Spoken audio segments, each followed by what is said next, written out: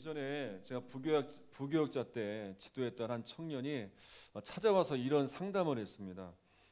이제 사회생활을 시작을 해서 직장에 취직을 했는데 힘든 일이 있다는 거예요. 그래서 들어보니까 직장에 믿는 사람이 거의 없고 이제 몇 명 믿음을 가진 분들이 있는데 그분들도 이제 본이 되지 못하고 또 그런 모습들을 보면서 본인도 믿음을 지키기 위해서 직장을 포기해야 되는가 그런 고민을 하더라고요. 그래서 제가 이렇게 대답을 해줬습니다. 주님께서 지금 너에게 원하시는 것이 무엇인지 그것만 생각해라. 지금의 환경, 지금의 상황, 또 사람들 이게 중요한 게 아니라 지금 네가 처한 상황 가운데서 주님은 뭘 원하실까? 아마도 주님께서는 이런 걸 원하실 거다. 그런 상황 가운데 네가 정말 믿음을 지키면서 내 자리에서 주님이 얼마나 위대하신 분인지, 주님이 너를 통해 어떻게 역사하시는지를 보이기를 원하실 거다. 그래서 지금 너는 지금 그 자리에서 믿음을 지켜내야 된다. 그렇게 권면한 적이 있습니다. 여러분, 우리가 복음의 능력이 무엇인지 우리가 정말 깨달아야 되는데, 복음의 능력은 뭐냐면 먼저 복음은 나를 변화시킵니다. 그리고 변화된 나를 통해서 환경과 상황, 주변에 또 아름다운 영향력을 행사합니다. 근데 우리가 잘못 이해하고 있는 건 뭐냐면 대부분 믿음의 사람들이 나 자신은 변하지 않은 채 환경과 상황과 또 다른 사람들이 바뀌기만 바랍니다. 모든 것이 다 내가 원하는 대로 바뀌길 원하고 또 내가 믿음 생활하기 좋게 모든 환경과 상황이 다 갖춰지길 바라지만, 그러나 주님이 원하시는 건 먼저 복음을 통해 내가 변화되길 원하십니다. 그리고 변화된 나를 통해 복음의 능력은 역사하게 됩니다. 로마 교회는 역사상 가장 비참한 고난을 당한 교회였습니다. 그러니까 당시 로마 제국은 당대의 최고 권력을 가진 황제가 있었고, 그 당시 황제는요 신처럼 숭배를 받았습니다. 이제 그에 비하면 예수님은 십자가에서 초라하게 죽으셨고, 그래서 예수님의 복음은 어떻게 보면 세상 사람들에게는 아주 초라해 보이는 것이었습니다. 그러면서 로마 교회는 엄청난 핍박을 받았죠. 로마 교인들은요 무려 300년 동안 이 카타콤이라는 무덤에서 숨어서 지내었는데, 그 오랜 시간 동안 그 어려움을 겪으면서 그들이 그 고난을 이겨낼 수 있는 것, 그 비결은 뭐냐면 하나였습니다. 사도 바울이 전해준 복음, 그 복음의 능력으로 그 엄청난 고난을 이겨낸 겁니다. 여러분, 사도 바울도요 복음 때문에 감옥에 갇히기도 했고요, 추방을 당하기도 했고, 조롱을 당하기도 했고, 또 죽을 뻔하기도 했고, 그런데 바울은 복음의 능력을 붙듭니다. 그러니까 환경이 어떻든 또 상황이 어떻든 사람들이 어떻게 하든 그것과는 상관없이 변화된 바울을 통해 복음의 능력을 붙드는 바울을 통해서 복음의 놀라운 역사는 계속되어지는 걸 보게 됩니다.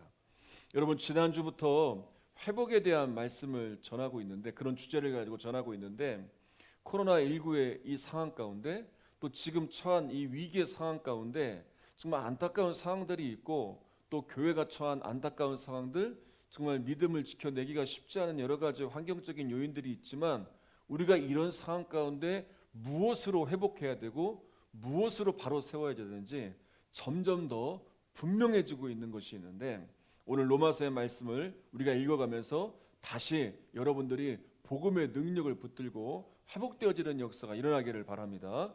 자, 1절의 말씀을 다시 한번 읽겠습니다. 1절. 자, 시작. 예수 그리스도의 종 바울은 사도로 부르심을 받아 하나님의 복음을 위하여 택정함을 입었으니. 자, 바울은 자신을 이렇게 표현합니다. 먼저 예수 그리스도의 종이다. 종은 노예라는 거예요.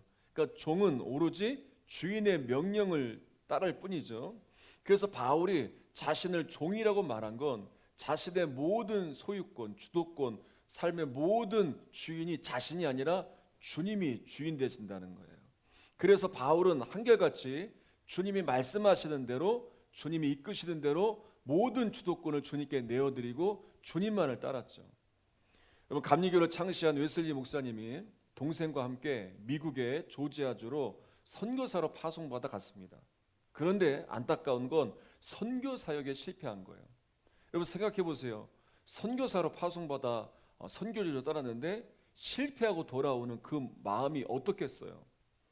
그런데 그때까지 이 웨슬리 목사님에게 있던 문제가 있었는데, 어떤 문제가 있었냐면 어떠한 구원의 감격, 어떠한 뜨거운 열정이 웨슬리 목사님에게 없었던 거예요.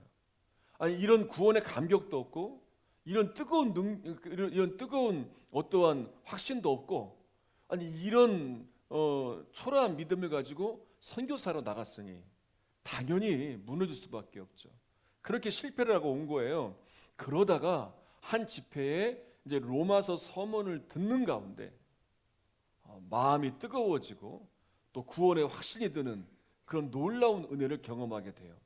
그리고 나서 이 문제가 해결된 거예요. 왜 자신이 선교사에게 실패했는가? 왜 자신이 그동안 이렇게 감격도 없이 감동도 없이 그렇게 신앙생활을 해왔는가? 사역을 했는가? 이 문제를 해결받고 그때부터 이 확신의 복음의 능력을 붙들고 사역하면서 설교를 할 때마다 능력이 나타납니다. 수많은 사람들이 회심하고 돌아온 거예요. 그리고 거기에서 이제 감리교가 나오게 된 것이죠. 여러분, 구원의 확신도 없었던 사람이었고 또 선교 사역에 실패한 그가 어떻게 이렇게 달라지게 되었느냐? 환경이 달라진 게 아니었어요. 상황이 달라진 게 아니었어요. 주변의 사람들이 달라진 게 아니었어요.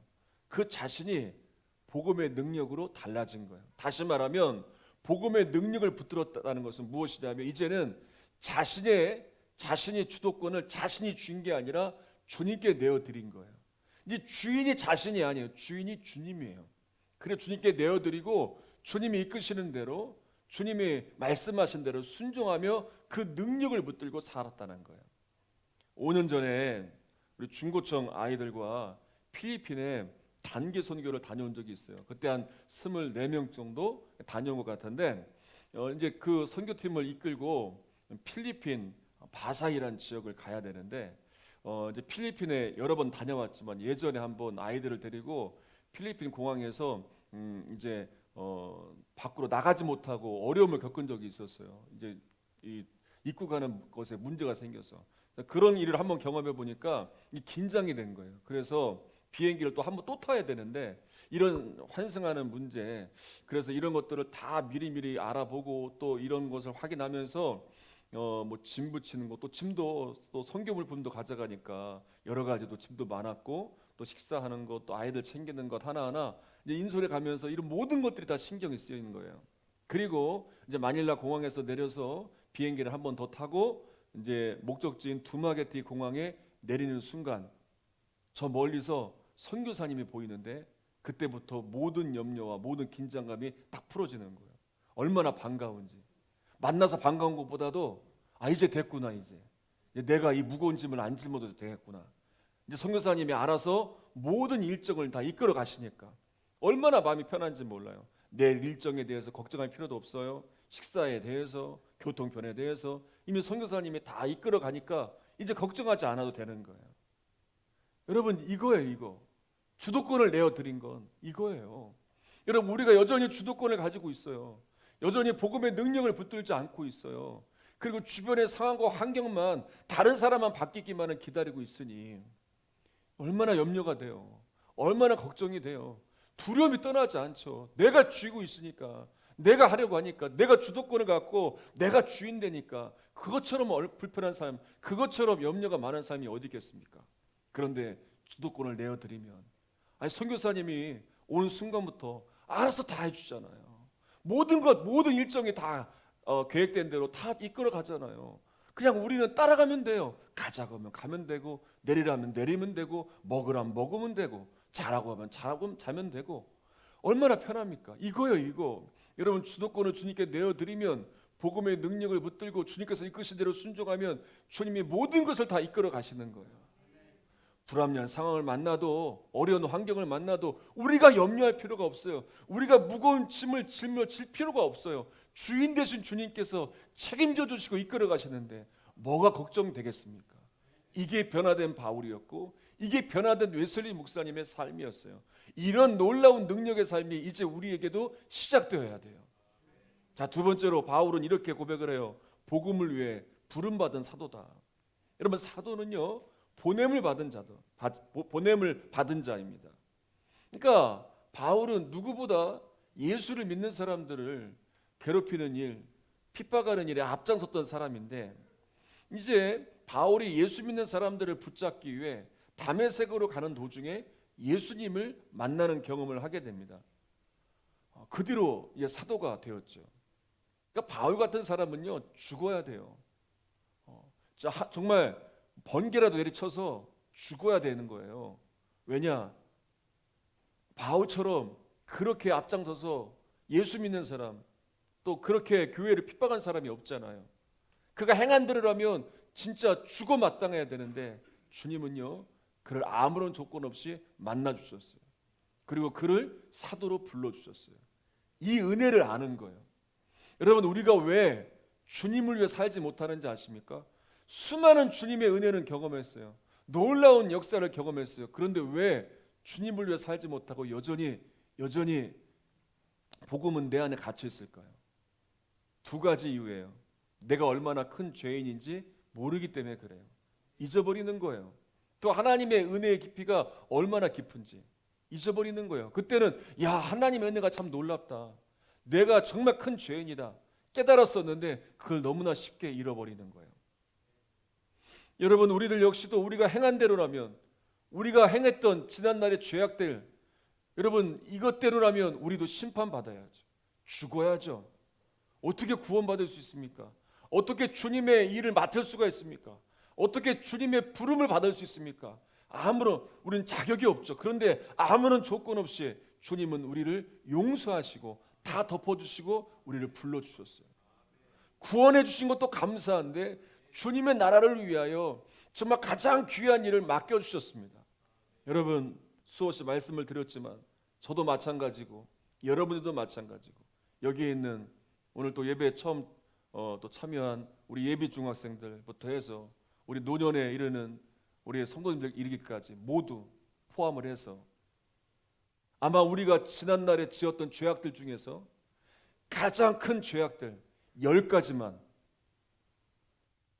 다 적어서 예배 때 올 때마다 그 10가지를 적어서 크게 적어서 붙이고 온다고 한번 생각해 보세요.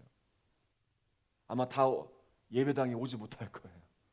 이게 부끄러워서, 내 죄가 드러나는 것이 너무나 사람들에게 민망해서. 그런데 사람들은 모르잖아요. 근데 주님은 다 아시잖아요. 아시면서도 우리를 용서해 주셨어요. 아시면서도 우리를 포기하지 않으셨어요. 아시면서도 우리에게 귀한 사명을 부여해 주셨어요. 여러분, 우리가 이렇게 예배 자리에 있다는 것, 구원받아 지금 이 예배를 드리고 있는 것, 어느 모양이든지 여전히 주님의 은혜를 붙들고 이렇게 믿음을 지키고 있는 것, 이것 자체가 여전히 주님께서 우리를 포기하지 않으시고 우리에게 놀라운 사랑과 놀라운 은혜를 베풀고 계시다는 거예요. 그러니까 이 은혜에 대한 눈이 띄어져야 돼요. 나는 죽어 마땅한데, 난 버림받아 마땅한데 주님은 이렇게 나의 죄를 용서해 주셨구나, 또 이렇게 나에게 귀한 은혜를 베풀어 주셨구나, 이게 놀라운 은혜고 놀라운 사랑이구나, 이걸 알아야 돼요. 사도 요한의 제자로 알려진 폴리캅이라는 분, 몇 번 말씀을 드렸죠. 이제 이분이 재판을 받을 때에 총독 앞에 서게 되는 거예요. 이제 이분이 나이도 많고 너무나 귀한 분이기 때문에 죽이기가 아까운 거예요.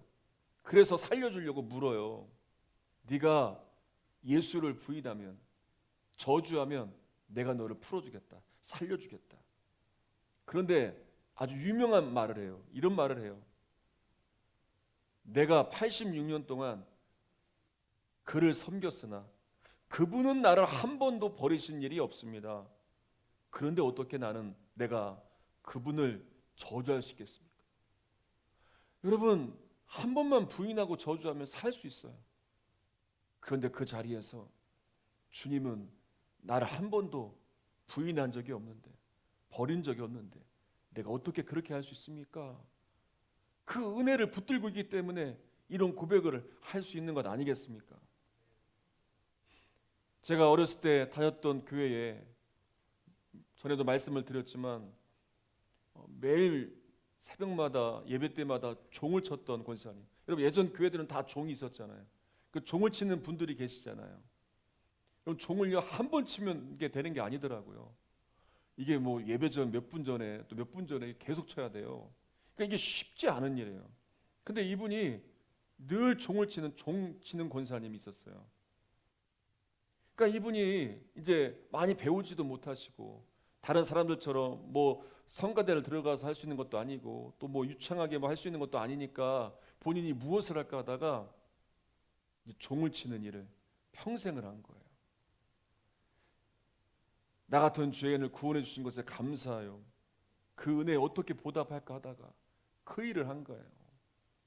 그래서 새벽 예배 전에 주일 예배 전에 평생 종을 치셨어요.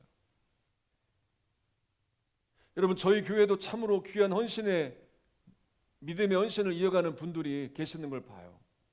한결같이 그 믿음의 자리, 또 기도의 자리, 순종의 자리, 헌신의 자리. 여러분 그 자리로 나와서 그 자리를 지킬 수 있는 건 내가 얼마나 큰 죄인인지를 아는 거예요. 그러니까 이런 나에게 주님이 어떤 은혜를 베풀어 주시는지를 알기 때문에 그 믿음의 자리, 헌신의 자리를 평생을 지키며 가는 거예요. 여러분 나에게 행하신 하나님의 은혜가 얼마나 큰지 안다면 내가 얼마나 부족한지 보여요.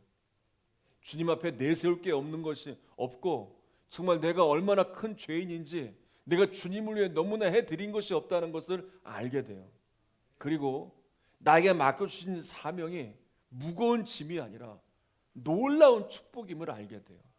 내 주변에 있는 영혼들이 나를 힘들게 하는 무거운 짐이 아니라 나에게 붙여주신 하나님의 놀라운 축복의 사람들이라는 것이 눈이 뜨여지게 돼요. 여러분 이 은혜가 우리 모두에게 열리는 역사가 있기를 바랍니다. 자 이제 2절로 4절까지 읽어보겠습니다. 자 시작. 이 복음은 하나님이 선지자들을 통하여 그의 아들에 관하여 성경에 미리 약속하신 것이라. 그의 아들에 관하여 말하면 육신으로는 다윗의 혈통에서 나셨고 성결의 영으로는 죽은 자들 가운데서 부활하사 능력으로 하나님의 아들로 선포되셨으니 곧 우리 주 예수 그리스도시니라. 자 복음의 역사는 그 단계가 두 단계인데요. 먼저 첫 번째 단계는 뭐냐면 이루어진 복음의 역사예요. 그러니까 하나님께서 하나님의 선지자들을 통해서 이미 예고하셨고 약속하신 것이 있는데 그건 뭐냐면 메시아를 보내실 것이다. 그래서 모든 일을 구원해 주실 것이다라는 걸 말씀해 주셨습니다. 그리고 이 일이 예수님이 이 땅에 오심으로 성취되었어요. 이게 이루어 주신 복음이에요. 그런데 복음의 역사는 여기서 멈춰서는 안 돼요. 이제 이 다음에 이루어져야 될 또 복음의 역사가 있어요. 그 단계까지 나아가야 되는데 그 사명을 우리에게 부여해 주신 거예요. 얼마 전에 차를 타고 가다 보니까 추산 저수지가 물이 이제 얼어 있는 거예요. 얼리니까요. 와 거기에 그 얼음 위로 올라가셔서 얼음을 깨고 거기에서 낚시를 하시더라고요. 와 대단한 열정이다. 거기다 막 그 추운데도요. 그렇게 그때 영하 뭐 엄청난 추위였거든요. 근데 거기 얼음을 깨시고 그 빙어 낚시를 하시더라고요. 근데 이제 이렇게 내려오다 보니까 그 밑에 이제 냇물은 보니까 얼지 않은 부분들이 있더라고요. 그때 이제 깨달은 것이 있어요. 저수지 물은 얼었는데 그 밑에 물은 시냇물은 곳곳이 이제 얼어 있지 않는 부분들이 있어요. 저수지 물은 고여 있으니까 얼더라고요. 근데 시냇물은 흐르니까 저수지 물보다 양이 작아도 물이 흘러가기 때문에 얼지 않더라고요. 그러니까 복음의 역사가 이와 같아야 돼요. 그래서 오늘 제목을 그렇게 정했습니다. 시냇물이 얼지 않은 이유. 이게 복음의 역사도 이와 같아야 돼요. 여러분 복음의 역사는요 저수지처럼 얼어버리면 안 돼요. 시냇물처럼 얼지 않고 흘러가야 돼요. 그러니까 예수님께서 이미 이루어 주신 이 복음의 역사가 우리 안에 멈춰 있고 고여 있어서는 안 돼요. 이제 이 복음의 능력으로 변화된 우리들을 통해 흘러가야 되는데, 자 5절로 6절을 한번 읽어보겠습니다. 시작. 로 말미암아 우리가 은혜와 사도의 직분을 받아 그의 이름을 위하여 모든 이방인 중에서 믿어 순종하게 하나니 너희도 그들 중에서 예수 그리스도의 것으로 부르심을 받은 자니라. 자 이제 이런 흘러가는 역사가 일어나야 돼요. 이미 이루어진 복음의 역사를 통하여 우리가 은혜를 받고 사명을 감당해 나가야 되는데, 이제 이런 일들이 이제 일어나는 거예요. 그래서 이방인들까지도 믿게 되는 역사가 있는 거예요. 또 이 바울을 통해서 또 사도를 통해서 복음을 믿게 된 자들, 그들을 통해서 또 이루어져야 될 복음의 역사가 있는 거예요. 시냇물의 역사가 또 있는 거예요. 그 역사가 또 오늘날에도 일어나야 되는 거예요. 멈추지 않고 고여있지 않고 또 우리를 통해서 흘러가야 될 복음의 역사가 있는 거예요. 이게 앞으로 이루어져야 될 복음의 역사예요. 이것을 바울은 이렇게 표현합니다. 뭐라고 표현하냐면 로마서 1장 14절에 빚진 자. 그러니까 우린 모두 다 복음의 빚진 자예요. 구원받은 모든 우리들은 복음의 빚진 자로서 이 복음의 사명을 부여잡고 복음을 흘려보내는, 복음을 전해야 될 사명이 다 우리에게 주어진 거예요. 그때 고이지 않고 그때 얼지 않고 시냇물처럼 흘러가 생명력 있는 역사가 일어나는 거죠. 이제 두 가지 이하만 이야기하고 말씀을 마칠 텐데, 예전에 지방 평신도부에서 전북의 김제라는 곳에 방문을 했는데 거기 금산교회라는 교회가 있습니다. 거길 방문한 적이 있어요. 그 금산교회가 뭘로 유명하냐면, 그러니까 주인이 머슴을 섬긴 교회, 그런 교회로 유명한 교회예요. 그래서 거기 가서 이제 거기 안내하시는 분에게 들어보니까 이제 조덕삼이란 분이 있는데, 조덕삼이란 분이 그 일대에서는 가장 큰 부자였어요. 많은 땅을 소유한 분인데, 이제 어느 날 서양 선교사가 들어와서 이제 복음을 전할 때 이제 복음을 듣고 이제 예수를 믿기로 하고 세례를 받고 금산교회 교인이 된 거예요. 자 그런데 이 조덕삼이란 분 집에 이자익이라는 그러니까 머슴이 있었어요. 그러니까 부모를 잃고 갈 곳이 없자 이 이자익이라는 분이 이 조덕삼 이란 분이 그 집에서 이 이자익이란 분을 머슴으로 삼고 집에서 데리고 산 겁니다. 그리고 교회가 이제 막 부흥을 해서 한 200명이 됐대요. 그래서 이제 장로를 세우는데 교인들은 다 그 당시에 이제 지역 유지였던 조덕삼이란 분이 장로가 될 것이다 생각을 하고 있었는데, 이제 그때 장로를 추대하는데 조덕삼이란 분이 먼저 일어나서 누구를 추천했느냐? 자기 집의 머슴인 이자익이란 분을 장로로 추천한 거예요. 나보다는 젊은 일꾼을 세워야 됩니다. 다 놀랐습니다. 그러다가 그런 가운데 이제 이 이자익이란 분이 이제 초대 교회 장로가 되었고, 이 조덕삼이란 분은 뒤늦게 이제 장로가 된 겁니다. 거기서 끝나지 않았어요. 이 조덕삼이란 장로님이 이 머슴이었던 이자익 장로님을 장로로 먼저 세우고 신학교까지 보냈어요. 모든 물질, 모든 기도 전적으로 후원하여서 신학교에 내보내고 이제 목사로 안수를 받자 이 금산교회 목사로 청빙을 한 거예요. 여러분 그 당시에는요 이게 있을 수 없는 일이잖아요.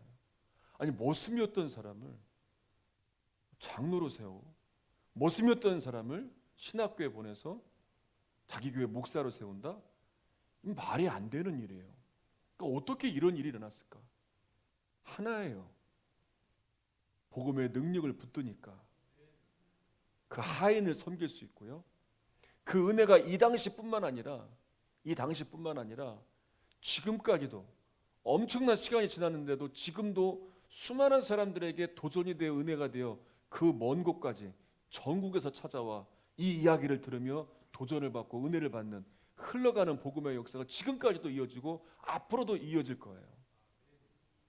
제가 아시는 권사님이 계세요. 이분은 오래전에 위암으로 돌아가셨는데, 그러니까 이분이 어떤 분이냐면 원양어선을 이제 오래 타시고 아주 험한 이제 일들을 많이 하셔서 성격도 보통이 아닌 분이셨어요. 이제 그러다가 이제 아내가 신내림을 받아야 되는 거예요. 장모님이 무당이었는데 이제 대를 이어서 신내림을 받아야 되는데 이거 신내림을 받았다가는 완전 무당 집안이 되니까 그거를 이제 거절하고 이제 어떻게 해야 될까 하다가 교회에 나온 거예요. 우리가 살 길은 교회밖에 없다. 그 신내림 받는 걸 거절하고 교회에 나와서 신앙생활을 하고 이제 이분이 이제 권사님까지 된 거예요. 완전히 삶이 달라졌어요. 예수를 믿고 나서 완전히 달라졌어요. 개팍했던 성격도 완전히 무너지고 완전히 정말 순둥이가 되었어요. 그리고 이제 아동부 교사를 하는데 얼마나 아이들을 사랑하는지 아이들도 이 권사님을 너무나 좋아해요. 교회에서 보면 등치도 크시고 외모도 정말 조직의 보스 같은 그런 외모이신데도 늘 웃고 계세요. 그리고 한 번도 거절하시는 걸 못 봤어요. 노어가 없어요. 항상 담임 목사님이나 또 제가 부탁을 하면 언제나 네, 알겠습니다. 네, 알겠습니다. 늘 곁에서 아주 큰 힘이 되었던 정말 그런 분이셨어요. 그런데 이분이 젊은 40대 후반에 암에 걸리셨어요. 그래서 이제 몇 개월을 못 사시는 거예요.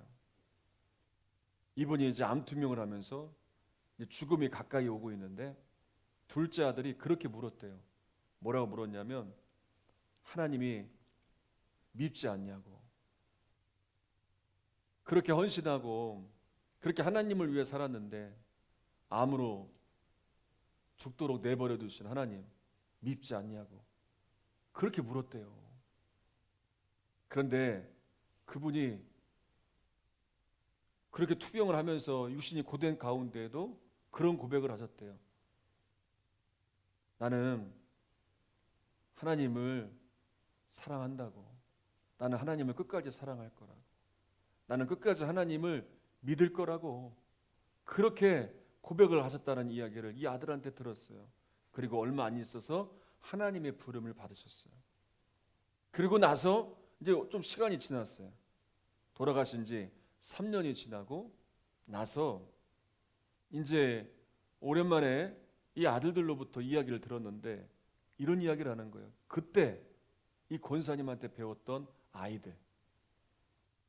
그 아이들이 이분에게 3년이 지났는데도 계속 편지를 쓴다는 거예요. 근데 받을 수는 없잖아요. 너무나 보고 싶으니까. 그 아이들이요 편지를 써요. 보고 싶어서. 때로는 아빠 같고 때로는 정말 예수님의 그 사랑을 보는 듯한 그런 보호를 받은 그 아이들이 알고 보니까 이분이 드러나지 않았었는데 알고 보니까 이 아이들한테 얼마나 사랑을 베풀었냐면 이제 지나가다 보면 이제 집에서 밥을 못 먹고 나온 아이들이 있잖아요. 그럼 데려다가 밥을 먹이고 또 보면 보이잖아요. 맨날 또 똑같은 옷만 입고 또 옷이 없어 보이는 아이들 있으면 데려다가 옷도 사주고 또 보면 또 이렇게 또 어려운 형편에 있는 아이들이 보이잖아요. 그러면 생활비도 도와주고 정말 부모처럼 모든 아이들을 그렇게 대해준 거예요. 그리고 이 권사님을 아이들이요 선생님이라 부르지 않고 아빠라고 불렀더라고요. 아빠라고. 그러면서 그 편지 내용에 이렇게 적혀 있대요. 지금도 하나님 나라에서 잘 계실 것을 믿어요, 아빠. 그런 편지를 쓴다는 거예요. 여러분, 복음의 능력이 무엇이겠어요? 엄청난 기적, 엄청난 역사. 그것보다 더 큰 역사가 뭔지 압니까? 복음으로 변화된 내가 변하지 않을 것 같은 환경과 변하지 않을 것 같은 상황에서 변하지 않을 것 같은 사람들 사이에서 이 복음의 능력으로 예수의 사랑으로 상황과 환경과 사람을 바꿔가는 이 능력을 행한다는 것. 여러분 이게 가장 큰 역사예요. 이게 가장 큰 복음의 능력이에요. 그리고 지금 필요한 회복이 바로 이 복음의 능력으로 회복되는 이 일들이에요. 여러분 이 복음의 능력을 붙들고 우리가 먼저 변화되어지고 변화된 우리들을 통해서 이 모든 것을 바꿔가실 아름다운 양력을 행하실, 고여 있어서 얼어버린 저수지가 아니라 흘러가는 얼지 않는 시냇물과 같은 역사가 일어나길 기대하는 그런 역사들이 있기를 간절히 소망하면서 우리 함께 찬양하겠습니다.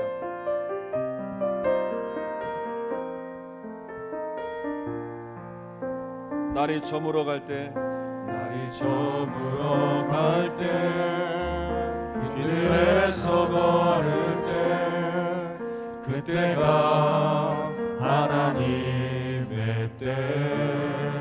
내 힘으로 안 될 때, 내 힘으로 안 될 때, 빈손으로 걸을 때, 내가 고백해 여호와 이래. 우리 모인 이곳에, 우리 모인 이곳에 주님 함께 하시네. 누리네 아버지 은혜. 적은 떡과 물고기, 적은 떡과 물고기, 내 모든 걸 드릴 때 모두 고백해 여호와 이래. 우리 믿음으로 고백합니다. 주가 일하시네. 주가 일하시네. 주가 일하시네. 주께 아끼지 않는 자에게 주님이 일하십니다. 주가 일하시네. 주가 일하시네. 신뢰하며 걷는 자에게. 우리 모인 이곳에 주님 함께 계시네. 주님 함께 계시네. 누리네 아버지 은혜. 적은 떡과 물고기, 적은 떡과 물고기, 내 모든 걸 드릴 때 모두 고백해 여호와. 다시 한번 우리 모인 이곳에, 우리 모인 이곳에 주님 함께 계시네. 누리네 아버지 은혜. 적은 떡과 물고기, 내 모든 걸 드릴 때 모두 고백해 여호와 이래. 주님이 일하십니다. 주가 일하시네. 주가 일하시네. 주께 아끼지 않는 자에게 주가 일하십니다. 주가 일하시네. 주가 일하시네. 신뢰하며 걷는 우리 자에게 오른손을 들고 찬양합니다. 주가 일하시네. 주가 일하시네. 주가 일하시네. 주께 아끼지 않는 자에게 주가 일하시네. 주가 일하시네. 신뢰하며 걷는 우리 한 번 더 고백합시다. 주가 일하시네. 주가 일하시네. 주가 일하시네. 주께 아끼지 않는 자에게 주가 일하십니다. 주가 일하시네. 주가 일하시네. 신뢰하며 걷는 우리 한 번 더 주가 일하시네. 주가 일하시네. 주가 일하시네. 주께 아끼지 않는 자에게 주가 일하시네. 주가 일하시네. 주가 일하시네. 신뢰하며 걷는 자에게. 이 사람 함께 기도할 텐데요. 주님은 이미 일하시려고 준비하고 계세요. 우리가 준비될 게 뭐냐면 복음의 능력을 붙들고 주인 되신 주님께 우리의 주도권을 내어드리는 거예요. 주님이 이끄시는 대로, 주님이 말씀하신 대로 순종하며 복음의 능력을 행할 때 주님이 일하실 거예요. 우리 가정에 일하실 것이고 내 주변에 일하실 것이고 내가 걷는 발걸음마다 주님이 일하실 겁니다. 그런 기대감을 갖고 주님 일하소서, 주님 역사하소서, 복음의 능력을 믿고 다시 일어서길 원합니다. 나를 통해 일하소서. 우리 그렇게 2분간만 동성으로 기도하겠습니다. 우리 주여 한번 부르고 기도합니다. 주여, 주님의 일하심을 기대합니다. 복음의 능력을 붙들고 주인 되신 주님만 바라보고 주님의 역사하심을 따라 믿음으로 순종하며 나아가는 우리 사랑하는 성도들을 통하여 주님의 일하심을 경험하게 하고 주님의 능력을 경험하게 해주시옵소서. 주님의 함께하심을 경험하게 하소서. 주님이 일하십니다. 주님이 붙들어 주십니다. 주님, 환경과 상황 가운데 또 사람들 가운데 절망과 낙심과 염려하지 않습니다. 주님의 일하심을 믿고 복음의 능력을 붙들고 나아갈 때, 주인 되신 주님을 따라 나아갈 때 주님이 이 모든 것을 그날의 나를 통하여 주의 능력을 붙들고 일어서 나를 통하여 일하실 것입니다. 역사하실 것입니다. 하나님, 복음의 역사가 나에게 고여있어서는 안 됩니다. 얼어버리면 안 됩니다. 시대물과 같이 흘러갈 때 그 흘러가는 역사들을 보게 될 것입니다. 이 놀라운 역사가 우리 성도들을 통하여 우리 성도들이 거하는 가정과 직장과 주변에 흘러가게 하여 주시옵소서. 교회를 기대하며 소망하며 나아가는 우리 믿음의 성도들, 이 한 주간도 놀라운 승리가 임하게 될 줄 믿습니다.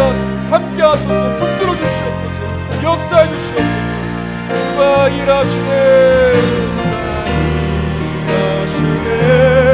주가 일하시네, 주께 아끼지 않는 자에게 주가 일하시네,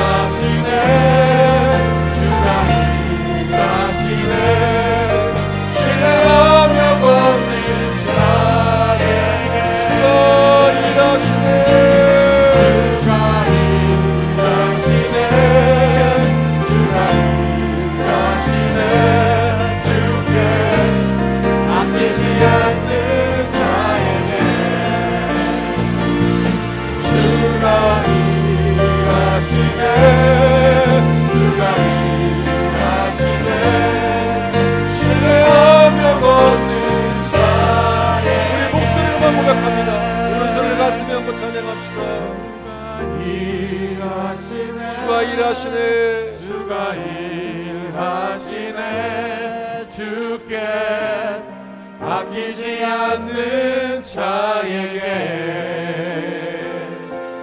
주가 일하시네, 주가 일하시네, 신뢰하며 걷는 자에게.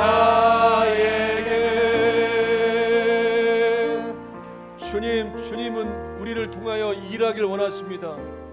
그런데 우리가 여전히 복음의 능력이 우리 안에 고여 있어서 고여 있는 저수지가 얼어붙는 것처럼 복음의 능력이 우리 안에 갇혀만 있지 않는지 다시 한번 오늘 말씀을 통해 점검합니다. 이제는 얼지 않는 시냇물처럼 복음의 능력을 흘려보낼 수 있는 그런 통로로 사용하소서. 이제 주인 되시는 주님을 붙들고 주님의 역사하심을 기대하며 주도권을 주님께 내어놓습니다. 나를 통하여 우리 가정에 일하소서, 나를 통하여 우리 교회에 일하소서, 나를 통하여 우리 주변에 일하시고 우리 교회를 통하여 복음의 능력으로 주님이 함께 하시는 일하심이 일어나게 하여 주시옵소서.